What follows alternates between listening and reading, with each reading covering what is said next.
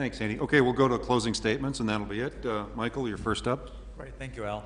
Thank you for hosting this evening's debate. I'm pleased to be invited to be here with you. And I want to thank everybody coming, certainly in the audience, taking the time out of your night, Wednesday night, to be here, and anybody watching from home.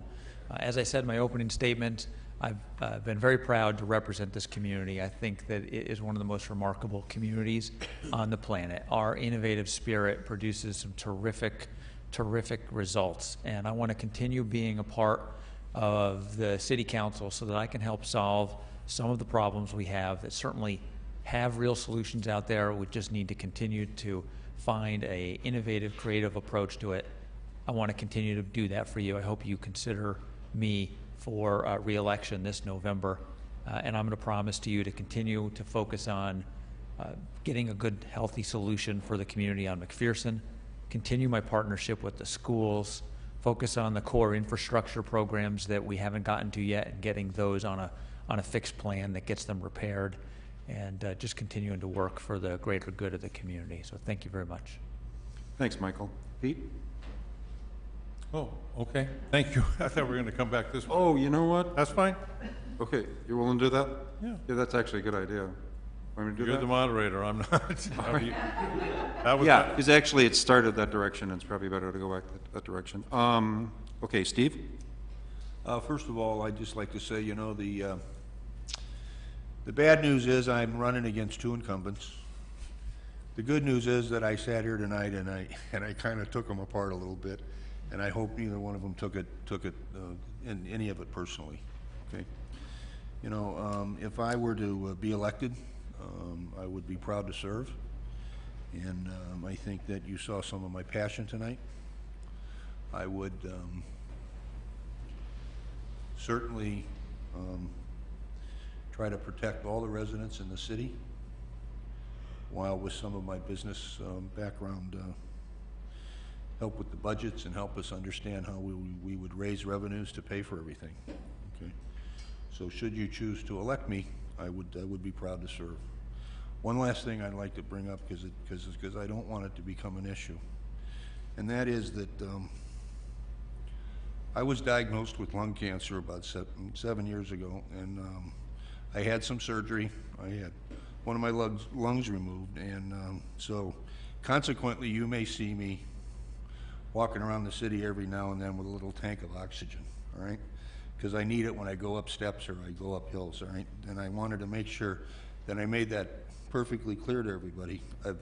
I had all my physicals in July, all my tests, and I'm in great health, other than that one small problem. So I wanted to make sure that I made everybody aware of that.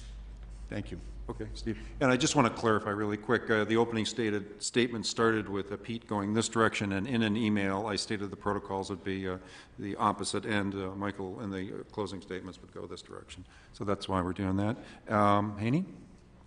Al, thank you again very much for setting this up. I think it was a great opportunity, and again, thanks for everybody that's here to give us the questions that you gave us. I think to summarize, we have significant issues that are facing our city, and we've talked about a lot of them today, but two that I think, in my opinion, are higher categories are McPherson litigation, which can have significant catastrophic effect on our city, and the ES power plant, which, as we sit here today, our city has not done anything about. The plan was submitted by AES in April of this year, and so far we don't have a single directive to our city staff to look into this issue or evaluate the impact on our community.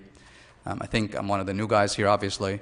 I have a lot of respect for Councilman Tucker and Councilman DiVirgilio for the dedication that they provide to the city and the amount of time they spend on the city council. I've sat through here a couple of meetings where the meetings go past midnight, and they're here doing the service that they do to the city, and I appreciate that.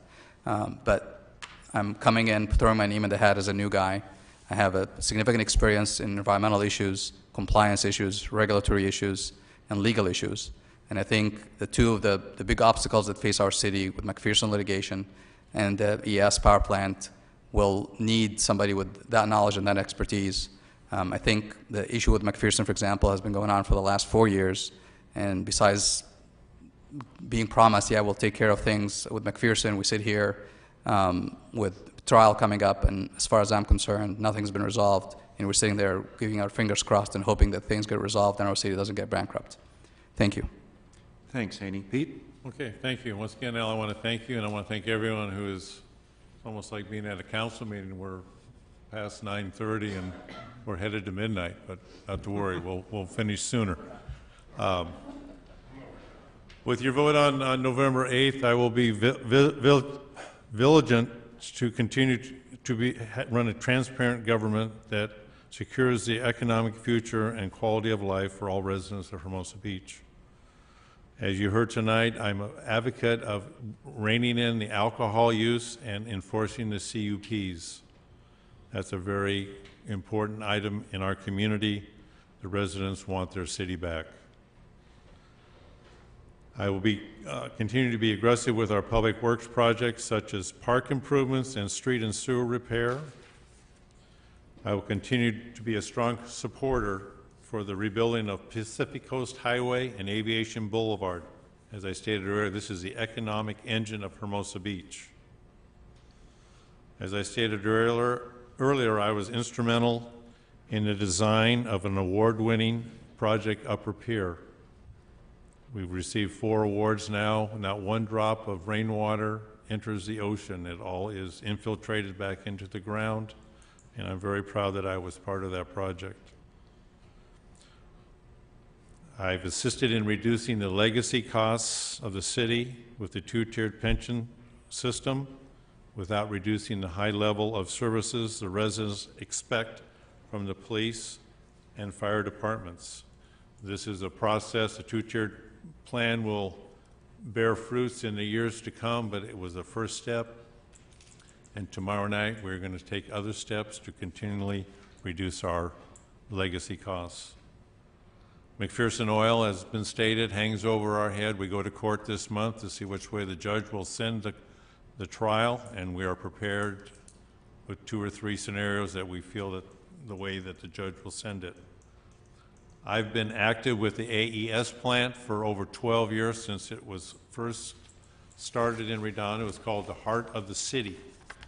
Hermosa Beach filed a lawsuit against Redondo and halted basically the heart of the city. So I'm very much aware of what goes on with the AES plant, how it will affect Hermosa Beach, and when we find out what the true plan is, believe me, I'll be the first one to say, I don't think so. I've been an outspoken supporter of our school system because I feel that future generations of Hermosians need a school system. It's the heart of our city, and without the heart, we do not have a city. And I think the school system is very important. My passion and love for Hermosa Beach has remained undiminished during my time on the council. With your support and working together, we will be able to keep Hermosa Beach the best little beach city. Thank you. Please vote for Peter Tucker on November 8th and leave only footprints. God bless you. Thank you. Okay, I want to thank our city council candidates. This is the end of the debate. Make sure to do Google searches on their name and find their website so you can find out the information and their issues that they're interested in. Once again, that's the end of the debate. We want to thank them. They're pursuing a tough job. Thanks.